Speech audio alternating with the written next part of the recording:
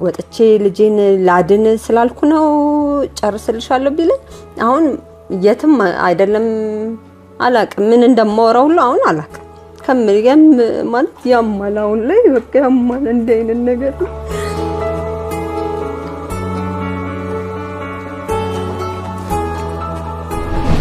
አሁን የመታከም አልነበረብኝም ወይ ወይስ ከነበሽቴ መሞት ነበረብኝ ወይ ልሙት ወይ ፍረዱኝ የኢትዮጵያ ሕዝብ እስቲ።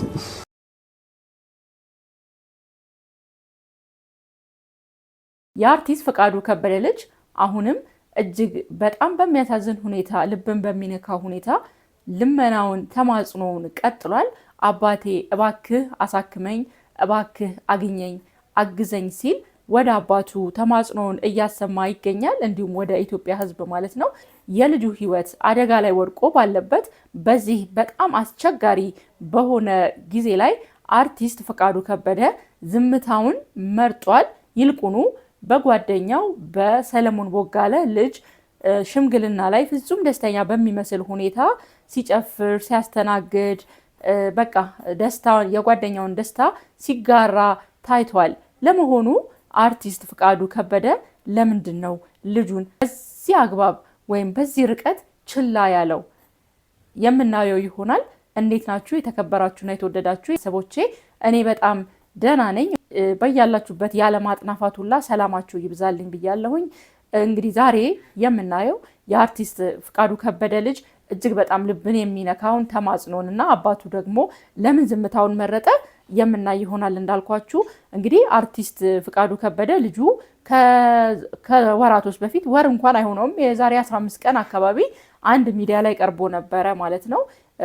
የሳሚ ስቱዲዮ ወይም እርቅ ማዕድ ላይ ቀርቦ ከእንዳልክ ጋር ከእናቱ ጋር ቆይታ አድርገው ነበር እና ያ ቆይታ እኔም ደግሞ ልዳስሰው ሪቪው ላደርገው ሞክሬ ነበር። ያንን ቆይታ ዋነኛው ቆይታው ምንድነው ልጁ ሕክምናው አሁንም አልተጠናቀቀም እና ተለምኖለት ነበረ ከኢትዮጵያ ሕዝብ ወደ ሕክምና የሄደው። ከዛ በኋላ ግን ሕክምና ሳይጠናቀቅ በቀጠሮ ከዛሬ 3 ዓመታት በፊት ተመልሶ መጥቷል።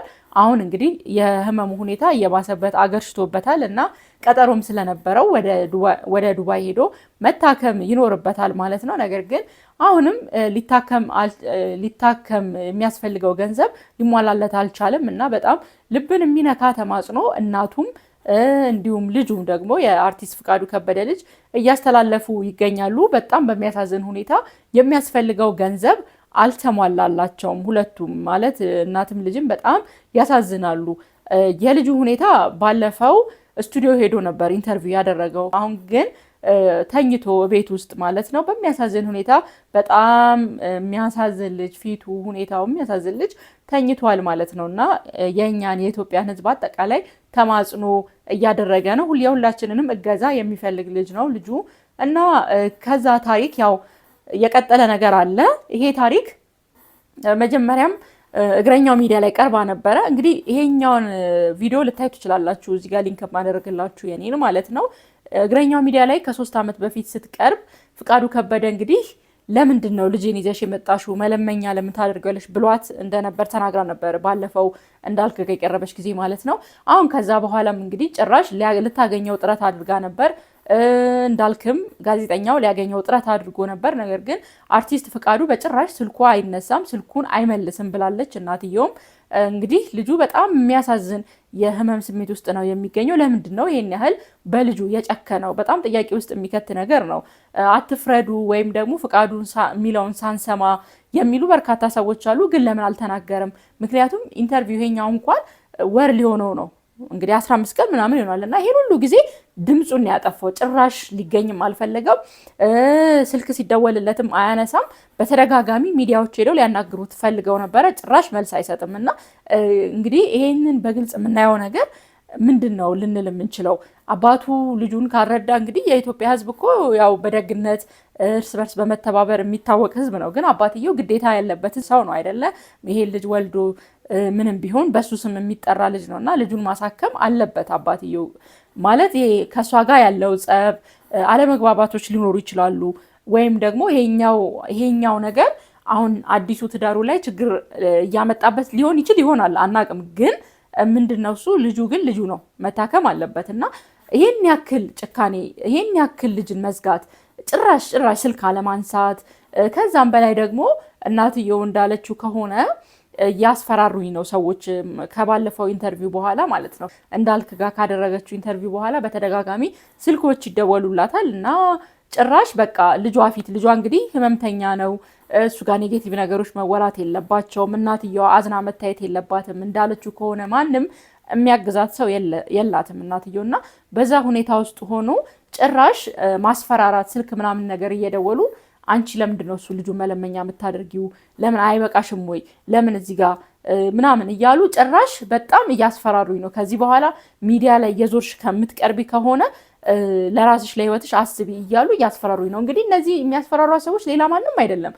የፍቃዱ ደጋፊዎች ወይም በቃ በሱ ወገን ያሉ ሰዎች ናቸውና እቺ ሴት እኮ ትዳርን ላፍርስ አይደለም ያለችው ወይ ደግሞ እኔ ጋና ወይ ደግሞ ፍቃዱ እኔን ጥሎኝ በቃ እኔ ሳልፈቅድ ነው የሄደው ወይ ሌላ ነገር አላለችም መብቱ ነው ብላለችና አዲስ ህይወት መጀመር መብቱ ነው በጨዋ ደንብ ነው ያስረዳችሁ አዲስ ህይወት መጀመር ይችላል ልጆቹን እኔ ሚስቱን አልነካም እኔ ከነሱ ጋር ምንም የሚያገናኘኝ ነገር የለም አልነካም ጭራሽ ግን ልጄ መታከም አለበት በሱ የተነሳ ጓደኞቹ በጠቅላላ ዘጉኝ እና ይገረም እነ ሰለሞን ቦጋለ በቃ ሌሎችም ማለት ነው ወይ 1 ሚሊዮን ብር እንስጥሽና ያኔ ከ3 ዓመት በፊት ያሏት ነው እና 1 ሚሊዮን ብር እንስጥሽና የኢትዮጵያ ህዝብ ሳይሆን እሱን ያሳከመኝ ብለሽ መስክሪ ሚዲያ ላይ ወጥተሽ ያ ነው እንግዲህ መጨረሻ የተጣሉበትና እኔ እንደዛ አይደለም አሳክሞ የመጣው የኢትዮጵያ ህዝብ ነው ያሳከመው ይሄ ልጅ እና እንዴት ነው 1 ሚሊዮን ብር ተቀብዬ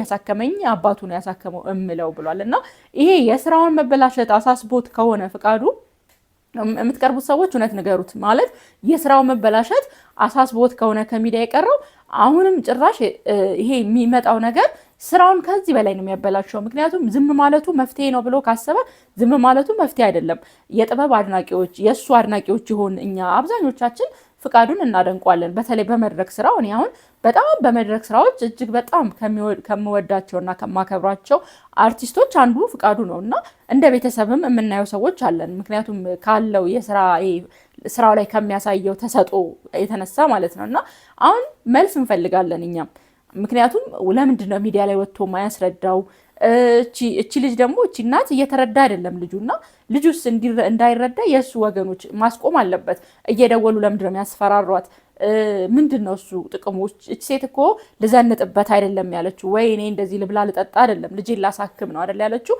እና እንግዲህ ልጁ እንደምትናገረው ከሆነ በጣም በከፍተኛ ሁኔታ ቢያንስ በሳምንት 3 ጊዜ ይጥለዋል አለች በጣም ከፍተኛ የሆነ የሚጥል በሽታ ምላሱን እስከሚበላ ምላሱ ላይ እርግጥ ጥርሱን እስከሚያረግ ድረስ በዛ ደረጃ የከፋ ሲቪር የሆነ የሚጥል በሽታን ያለበት ይልሽ ስለዚህ መታከም አለበት እና እቺ ሴት ለመዘነጥ ወይ ለመጠጣት ወይ መሸታ ቤት ለመሄድ አይደለም ይሄን ገንዘብ እየለመነች ያለችው አይደለ እና ይሄን ገንዘብ የምትፈልገው ልጇን ለማሳከም ነው ስለዚህ ማስፈራራቱን ምን አመጣው እነዛን ሰዎች ሊያስቆም ይገባል በቃ ሌላ ማንም አይደለም እሱ ላይላቸው ይችላል አስፈራሩልኝ ላይል ይችላል ግን የሚያስፈራሩት የሱ ወገኖች ናቸው ስለዚህ አንደኛ ማስፈራራቱን ሊያቆሙ ይገባል ሲቀጥል ደግሞ ለምንድን ነው ልጁን የማያሳክመው ለሚዲያ ወጥቶ ምላሹን ሊሰጥ ይገባል ይሄ ዝም ማለቱ ስራው ላይ በጣም ከፍተኛ የሆነ ጫና ነው የሚያመጣበት እሱ ኢግኖር በማድረግ ነገሮችን ኢግኖር እያደረገ የሚያልፍ መስሎታል ግን ነገሮችን ኢግኖር እያደረግን ባለፍን ቁጥር ያ ነገር ግን ባክፋየር እያደረገበት ነው ምክንያቱም ይሄ ልጅ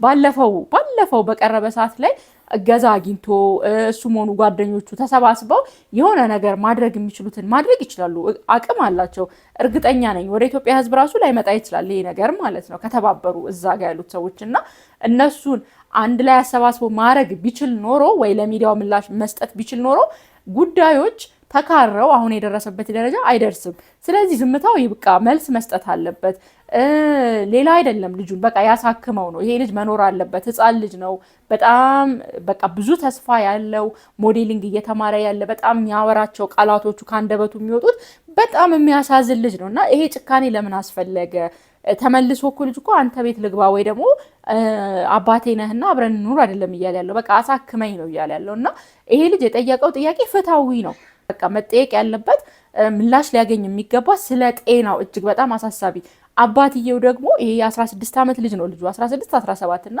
ይሄን ወጣት ልጅ የማሳከም የአባትነት ሞራል ግዴታ አለበትና እንዴት ነው ሞራሉ ራሱ እንዴት ነው ምንም ያልተሰማው አባትየውና ለምንድን ነው እሱ ለልጁ ምላሽ የማይሰጠው? ልጁን ማሳከም አለበት። ሌላ ነገር ነው። ልጁን ቀለብ ላይ ቆርጥለት ይችላል፣ ሌላ ነገር ላይ ያግዘው ይችላል። ግን ህመም ነው፣ ጤና ነው እና በጤናና በህመም ቀልድ የለም። እና ልጁ እየተጎዳ ያለው በብዙ ነገር ነው። አንደኛ እናቱ በብዛት ኢንተርቪው ላይ ይዛው ስትወጣ ካያችሁ ሁሌ በቃ ሀዘን፣ ሁሌ ጭንቀት፣ በቃ ይሄ በጣም የሚያሳዝን ፊት ነው እኛ የምናየው እኛ ራሱ ማለት ነው። ግን ይሄ ልጅ ያን ፊት በየቀኑ ነው የሚያየው፣ ያን ጭንቀት በየቀኑ ነው የሚያየው።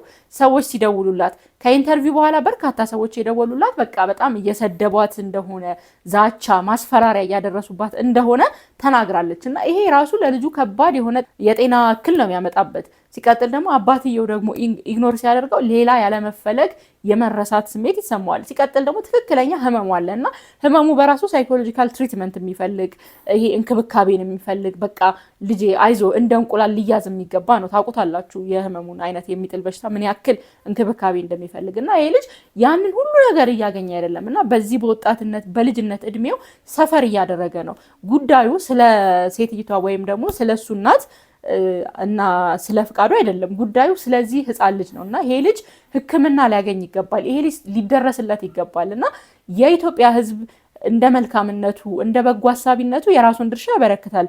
አሁንም ቢሆን ግን ፍቃዱ ልጁን ሊያገኘው ይገባል። ባደረገው ነገር ላይ ምላሽ ሊሰጥ ይገባል እና ማለት እንዴት ነው አእምሮ የፈቀደለት? ሰርግ ላይ ነበር፣ ሲጨፍር ነበር፣ ደስ ብሎት ነበር፣ ይታያል ያ ሁላ ነገር እና ይሄ ምን አይነት ጭካኔ! መቼ ነው እንደዚህ አይነት ስብዕናስ የያዘው? እኔ እንደዚህ አይመስለኝም ነበር በፊት ሳቀውና በአንድ ወገን ብቻ ነው የሰምተን አንድ ወገን ይዘን አንፈርድም እያላችሁ ያላችሁ ሰዎች ካላችሁ ይምጣ ይናገር፣ እሱ ይምጣና ይናገር። አንድ ወገን ብቻ ሰምተን መፍረድ ከሌለብን ያው ሁለተኛ ዙር ነው ስትመጣች ሴትና እንግዲህ ወር ባልሞላ ጊዜ ውስጥ ሁለተኛ ዙር ከመጣች የሆነ እሱ ለምንድን ነው ሊደበቅ የፈለገው? ለምን የለምን ሀገር ውስጥ ጉዳዩን እየተከታተለው አይደለም እንዳንል ያው ፊት ለፊት እያየው ነው ያለነው እና የህዝብ ሰው ነው ደግሞ በቃ የህዝብ ነው። አሁን አንዳንድ ነገሮች አሉ እዛው ብለን ለሰዎቹ ምንተዋቸው፣ ግን ይሄ እዛው ብሎ ለሰው ተብሎ ለሰው የሚተው ወይም ደግሞ ለነዛ ለሱና ለሷ የሚተው ነገር አይደለም። ጉዳዩ ወደኛ መጥቷል፣ የራሳችን አድርገናል እና እሱም ደግሞ የህዝብ ልጅ ነው፣ አርቲስት ነው፣ የመድረክ ሰው ነው፣ የህዝብ ሰው ነው። ስለዚህ ይሄ የህዝብ ሰው ጉዳዩን ለኛ እስከተጋራ ድረስ ይመለከተናል እኛም አይደለ እና ሌላ ደግሞ ነገር አይደለም። የልጁ ጤና ነው ትልቁ ነገር እና ይሄንን አስመልክቶ ወደ ሚዲያ ቀርቦ ምላሹን መስጠት አለበት። ይሄን ያክል የጨከነው ለምንድን ነው? ይሄን ያክል የሚያስጨክን ነገር ምን አለ? ምንም ሊሆን ይችላል በቃ ምንም። ግን የልጅ ጤና ምንም መደራደሪያ የሌለው ነገር ነው። ማንም በልጁ ጤና አይደራደርም እና የመጀመሪያ ልጁ ነው፣ የልጅነት ልጁ ነው። ምናልባትም ነገ ስሙን የሚያስጠራ ልጁ ነው። ይሄ ታሪክ እኮ ያልፍ ይሆናል። ይሄ ልጅ ታክሞ ድኖ ከዛ ደግሞ የራሱን ህይወት ጀምሮ በቃ ጭራሽ ያልተጠበቀበት ቦታ ላይ አሁን ዛሬ ገንዘብ በማጣት ሕክምናውን ሊያገኝ አልቻለም አይደል? ያ ታሪክ ደግሞ ተቀርፎ ሕክምናውን አግኝቶ በየትኛውም መንገድ ሕክምናውን አግኝቶ ልጁ ድኖ ቆሞ ድጋሜ እኮ ወደ ህይወቱ ሊመለስ ይችላል እና ወደ ስራ ይመለሳል። ይሄ ልጅ የሚያድግ ልጅ ነው፣ ትንሽ ልጅ ነው እና የልጁ ልብ ውስጥ ራሱ ቂምና ቁርሾ ማስቀመጡ ለማንም አይጠቅምም። ይልቅ መደበቁ ሳይሆን የሚጠቅመው ፊት ለፊት ወጥቶ ያለውን ነገር ምላሽ መስጠት። ይሄ ዘመን በጣም የሚዲያ ዘመን ነው፣ እንደ ድሮ አይደለም። በቃ ማለት አሁን በዚህ ዘመን አይደለም እና በፍቃዱ ደረጃ ያለ ትልቅ ሰው ሌሎች የማይታወቁ ሰዎች እንኳን ስማቸው ሲነሳ ምላሽ የሚሰጡ ሚዲያዎች፣ በጣም ትልቅ ተቋማት ምላሽ የሚሰጡበት ዘመን ነው የዘመን። ምክንያቱም ዘመኑ ሁሉን ነገር ፊት ለፊት አምጥቶታል። ስለዚህ ልጁን መርዳት አለበት። በቃ ልጁን መርዳት አለበት። ይሄ ምንም መወገንም አይደለም። እየረዳዊ ነው ካለ ደግሞ መጥቶ መናገር አለበት። እየረዳዊ ነው ካለ ይንገረን፣ እየረዳ ነው ወይ? አሊያ ደግሞ ልጁን መርዳት አለበት። አልረዳም ከሆነ ደግሞ ለምንድን ነው እሱ ማይረዳው? ለምንድን ነው? ልጁ አይደለም ልጄ ነው ብሏል። ሰይፉ ላይ የሚቀርበው እኮ ሰይፉ ሾው ላይ ማለት ነው ልጄ ነው ብሏል። አንድ ልጅ አለኝ፣ ወንድ ልጅ አለኝ፣ ትልቅ ልጅ አለኝ፣ እኩያ ልጅ አድርሻለሁ ብሏልና እንደዚህ ካለ ልጁ ነው ማለት ነው። ልጅነቱን አምኖ ከተቀበለ ደግሞ ልጁን ማገዝ መቻል አለበት። ይሄ ልጅ ለሌላ ነገር ለመዋቢያ፣ ለጫማ፣ ለልብስ አይደለም እየጠየቀ ያለው ለጤና ነውና ጤና ማለት በጣም አሳሳቢ ነገር ነው ደግሞ የዚህ ህፃን ልጅ እና ይሄ ልጅ ነገ አድጎ ሌላ ነገር ላይ ደርስ ይችላል፣ ገንዘብ ሊያገኝ ይችላል። በቃ ይሄ ዛሬ ያጣውን ገንዘብ ዛሬ እንደዚህ ለመታከም ያፈልጎ እኮ እንደዚህ ያለቀሰለትን ገንዘብ ነገ እኮ እንደ ተራ ነገር እንደ ወረቀት ሊያየው ይችላል፣ እንደ ወረቀት ሊያገኘው ይችላል፣ ተራ ነገር ሆኖ ማለት ነው። ግን ዛሬ ላይ ለሕክምናው አስፈልጎት ነው፣ ለህይወቱ አስፈልጎት ነው እንደዚህ ሰው ፊት የቆመው፣ እናቱ እንደዚህ ፊት ለፊት የቆመ ሰው ፊት ህዝብ ፊት የቆመችው። ስለዚህ ልጁ መታገዝ አለበት፣ ፍቃዱ ምላሽ መስጠት አለበት። ይሄን ያክል ጭካኔ ምን ያደርጋል? በቃ አሁን እናንተ አትፍረዱ የምትሉ ሰዎች ማለት ነው፣ ምን ሰምታችሁ ነው እናንተ አትፍረዱ የምትሉን? ሰምታችኋል? እሱ የተናገረውን ነገር ማለት ንጽህናውን ሰምታችኋል? በቃ ንጹህ ከሆነ ደግሞ ሚዲያ ላይ መጥቶ ንጽህናውን ያረጋግጥልን፣ እያገዘው ከሆነ እንደሚያግዘው ያረጋግጥልን። ያን ነገር ማድረግ እስካልቻለ ግን ህዝቡ ሊያዝንበት ለምን አዘነበት አይባልም። ለምን እሱ ላይ ቂም ያዘበት ህዝቡ አይባልም። ምክንያቱም እሱን የሰማነው ነገር የለም ሌላ ክስ አይደለም የቀረበበት፣ ወይም ደግሞ ሌላ ዝም ብሎ ለሌላ ትርፍ ነገር አይደለም። በቃ የልጅ ጤና ነው፣ የጤና ጉዳይ ነው። ስለዚህ ጉዳዩን ደግሞ ማስተባበልም ይችላል ወጥቶ፣ ወይ የረዳም ከሆነ ደግሞ መናገር ይችላል ፊት ለፊት እሷን እንኳን ባያገኛት በሌላ ሚዲያ ላይ። ለማንኛውም ይሄ ነው መልእክቴ። ፍቃዱን እንግዲህ የምታውቁት የእሱ ወገኖች የሆናችሁ አንደኛ እቺን ሴት ማስፈራራቱ ምንድን ነው ጥቅሙ? ሌላ ደግሞ በጣም ከተሰማኝና ውስጤ በጣም እውነት ለመናገር ኢንተርቪውን በጣም እያዘንኩ ነው ያየሁትኝ ማለት ነው። እና የሆነ ሰው ደወለልኝ እና ውጭ እንደሚኖር አድርጎ አለችና ውጭ እንደሚኖር አድርጎ ደወለልኝ። አግዝሻለሁ፣ ችግር የለውም፣ በወር እልክልሻለሁ ምናምን አለኝ አለችና ደስ አለኝ አለችና ምን አላት ልጁ ራሱ እማ እንደዚህማ ደስ አይበልሽ፣ አትመኝ፣ በቶሎ አትመኝ ምናምን አለኝ አለችና የሚገርመው ጥዋት አካውንትሽን ላኪልኝ ብር ልላክልሽ ብሎ ላከልኝ እና ስንት ብር ቢልክ ጥሩ ነው ታምናላችሁ? 1 ብር ከ50 ሳንቲም ላከላት። አካውንትሽን ላኪልኝ ብር ልላክልሽ ብሎና በሰው ህይወት በዚህ ልክ መጫወት። እሺ እቺ ሴት ወይ ብሩን ተቀብላ እየጠፋችሁ ነው? እንስማ። እንደዛ አይነት መረጃ ካለ እኮ መስማት እኮ ለኛ ይጠቅመናል አይደል እንዴ? ወይ በልጁ ሕክምና በልጁ ህመም እየነገደች ነው? እንስማ። እሱንም እኮ የሚነግረን ሌላ ወገን ነው። ሌላ ወገን እያልነገረን ምንም በማንሰማበት ሁኔታ ላይ ግን እቺ ሴት በጣም እየተሰቃየች ነው። በጣም ፊቷ ከጊዜ ወደ ጊዜ አሁን ራሱ ከባለፈው በኋላ ራሱ አሁን ይሄኛው ኢንተርቪው ላይ በጣም ወድቃለች፣ በጣም ኮስምናለች። እና ይሄን በየዕለቱ የሚያይ ልጅ ደግሞ ካለበት የጤና እክል ምን እንደሚደርስበት ማሰብ አይከብድም። እና ስለዚህ በጣም ከባድ ነው። ይሄ ዛቻ ሊቆም ይገባል። በልጁ እየለመንሽ ነው የሚለው ነገር ሊቆም ይገባል። ልጁ የተረጋገጠ ሐኪም የመሰከረለት ሪፈር የተባለበት ከዛ ከዱባይ ቀጠሮ ይዞበት የመጣው አለው ወረቀቱ፣ ሁሉም ነገር ታይቷል። ህመሙን አሳይተዋል ማለት ሚዲያው ላይ አልቀረበም እንጂ በቃ እናትየውም ጋዜጠኞችም ሁሉም ሰው መስክሯል ህመሙን ማለት ነው። ስለዚህ የኢትዮጵያ ህዝብ በጠቅላላ ያውቃል የልጁን ኬዝ እና ምንም የሚደበቅና የሚዋሽ ነገር የለም። ስለዚህ ለዚች እናት ለዚህ ልጅ እንድረስለት። አንደኛ እኛ እንድረስለት እንደ ግለሰብ። ይሄ ልጅ ወንድማችን ልጃችን ነው፣ ታናሽ ወንድማችን ነው፣ ጓደኛችን ሊሆን ይችላል እና ይሄ ልጅ እገዛ ያስፈልገዋል። አባቱ በቃ እንግዲህ አባቱ ትቶታል። ምንም በቃ ቃሉን ለመናገር ያክል ትቶታል አባቱና አባቱ የተው ልጅ በጣም የሚያሳዝን ልጅ ነው። እናግዘው፣ ሁላችንም ማገዝ በምንችለው ሁላ። ሙሉን ቆይታ ሳሚ ስቱዲዮ ላይ ማየት ትችላላችሁ፣ ወይም እርቅ ማዕድ እንዳልካቸው ጋር ማለት ነው። እዛ ላይ ሄዳችሁ ሙሉ ቆይታቸውን ኢንተርቪውን ብትከታተሉ በጣም ደስ ይለኛል። እንዳልኳችሁ ደግሞ ፍቃዱ ምላሽ ይስጥበት፣ የኔ ሀሳብ ነው። ምንም ይሁን ምላሹ ምንም በቃ እየዋሸች ነው የሚበል፣ እኔ ልጁን እየረዳው እንዳረዳው አርጋ ታቀርባለች የሚበል፣ እኔ ልጁን አረዳው መርዳት አልፈልግም የሚበል፣ ምንም ይበል ግን ምላሽ ይስጥ። ምንም ቢል ማለት ነው ምላሹን እንጠብቃለን። እንግዲህ የኔ ሀሳብ ይህ ነው። ሀሳቤ ላይ ምንድን ነው የምትሉት? እስቲ የምትሉትን ነገር ሀሳብ አስተያየት ካላችሁ ደግሞ መስጫ ሳጥኑ ክፍት ነው። ስለዚህ ሀሳባችሁ ልሰጡ ትችላላችሁ ማለት ነው። ዛሬ እንግዲህ ይሄንን ነው ለሙግት ያመጣሁትኝ። እስቲ እናንተም መርዳት የምትችሉ አግዙት። ይሄ ልጅ የእውነት በጣም የሚያሳዝን የተጎዳ ልጅ ነውና አግዙት ሁላችሁም ማለት ነው።